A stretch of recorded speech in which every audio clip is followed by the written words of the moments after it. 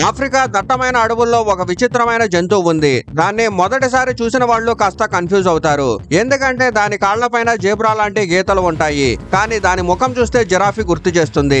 ఇంకా దాని శరీరం మాత్రం గుర్రంలా కనిపిస్తుంది. ఈ అద్భుతమైన జంతువు పేరు ఒకాపి. చూడడానికి విచిత్రంగా ఉన్నా ఇది నిజానికి జిరాఫీకు అత్యంత దగ్గర బంధువు. కానీ ఇది జిరాఫీలా ఎత్తుగా ఉండదు. ఇది మెయిన్ గా కాంగో దేశంలోని దట్టమైన రెయిన్ ఫారెస్ట్ లో మాత్రమే కనిపిస్తుంది.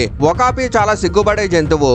అందుకే ఇది చాలా కాలం వరకు మనుషులకి కనిపించలేదు. 1901వ సంవత్సరం వరకు చాలా మంది దీనిని కేవలం ఒక కథల్లో ఉండే మాయాజీవి అని భావించేవాళ్ళు.